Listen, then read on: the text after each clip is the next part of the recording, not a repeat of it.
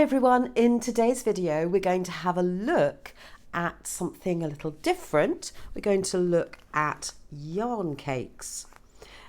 Now you'll be used to calling your knitting yarn or your crochet yarn a skein or a ball, but now there's a great tendency to favour these cakes. And why should you use a yarn cake? Well, there are several reasons. The first is that they sit really neatly on your table or next to you on a sofa, wherever you're crocheting. The other reason is that they usually come in larger sizes, which means you've only got to buy 2 or 3. They're easy to carry around. The next reason is that you start usually from the centre, which means you're not going to have your skein of wool rolling around the floor and picking up all sorts of nasties from the carpet, or your hardwood floor. So that's another reason. They come in lots of different weights. So this one is a double knitting and it's from a company called King Cole. You can buy this online. I like to use LoveCrafts. I'll put a link in the description below. Now, there are other reasons that are to do with the colour. Very often, but not always, a yarn cake is made for colour changing yarn. And obviously with the big end here, you can actually see the variegations really easily. So unlike if it's all wound into one skein or ball, we say ball in the UK, or ball, is you only see the outside, and therefore you've got a false impression, if you like, of how much colour there is of each colourway. So you can really tell how the colour is going to change throughout your project. You can also get an idea of how the colour changes from one to another. Now, in this case, the colour changes from a mid-blue to white, darker blue to white, light blue, a little bit of white, mid-blue, and so on. Now, clearly in the middle, these are going to they're going to show up more because the circles are much smaller. As we work out, so the number of rounds it needs for your colour is going to be, it's not going to show up as well outside here. So the inside of the ball or the cake is going to show you the variegation. And I've used from the centre from another cake here, and you can see how it works out. Look, there's the hole. That's how it works. And I've kept the band on because it keeps the whole cake together. So my cake is looking like this. And this is how much I've done already of this cardigan. It's a baby cardigan that I'm making. It's really lovely. And you can also see that the change in this variegated yarn, it's called self-striping or colour change yarn. So 3 terms: variegated, colour change,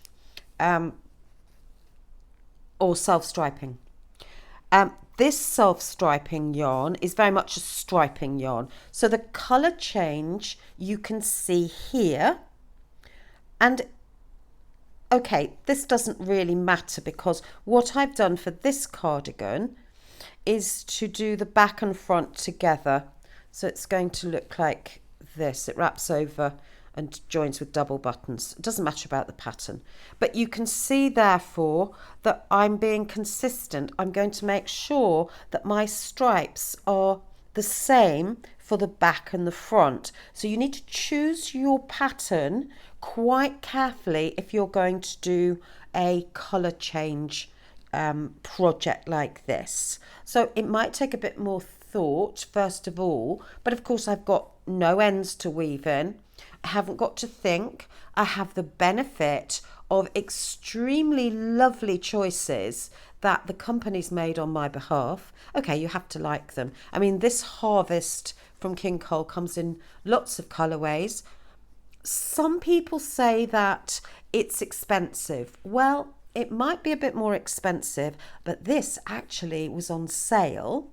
So look out for sales, because actually that's a really good way of getting any yarn. So I'm always on the lookout for a special offer.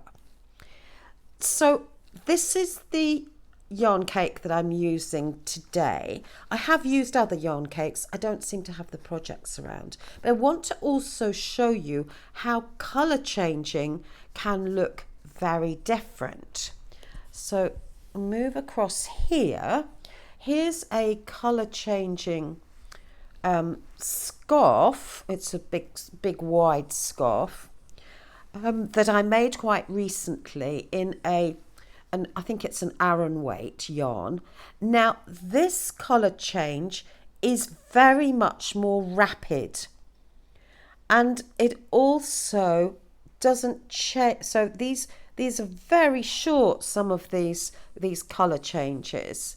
So if we look at, if we just look at, that's the width.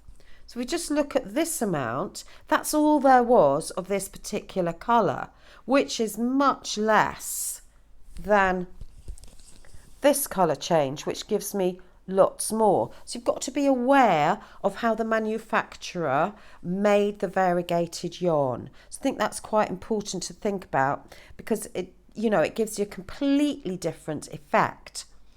And if you'd done this on a very wide project or a much denser stitch, you would have been changing colour almost before you'd ended the row, which might not be the look that you want. So that's that one. So that's something to consider when you're buying your yarn cake.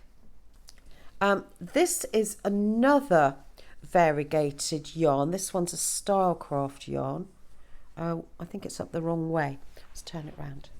So this one uses a wide variety of colours, but is a much longer repeat. So I looked for a very long repeat. It's a very wide shawl, but it goes from a reddish colour through blues and then more subtle peachy corally colours and back again. So that's a very much of a longer repeat. So we've got a short repeat in this one. We have a longer repeat and a subtle change in that one. And then here we have very definite stripes. So it's not always easy to tell, because the on the websites you're not necessarily going to see an article made up of that particular brand of yarn cake.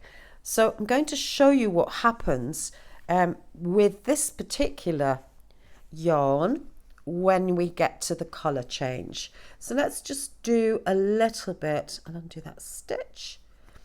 Now here I'm using a version of grit stitch, which is a double crochet followed by a single crochet into the opposite stitch from the row below. So I'm doing a double crochet into the single crochet from the row below and a single crochet in the double crochet from the row below. So we just work our way across here. Now, probably going and having a look at the yarn cakes that you're interested in your local yarn shop is a very good idea, because then you can really have a good look at exactly the effect that they give. Now you can see here the blue is gradually disappearing and the white is coming in. But this happens just over a relatively few stitches, which means that it gives it more like a stripe. Now, some people unravel their yarn cakes and chop up. People do all sorts of inventive things with their yarn. Chop it up into different lengths, join different colours together, mix and match. So there is an endless use for yarn cakes.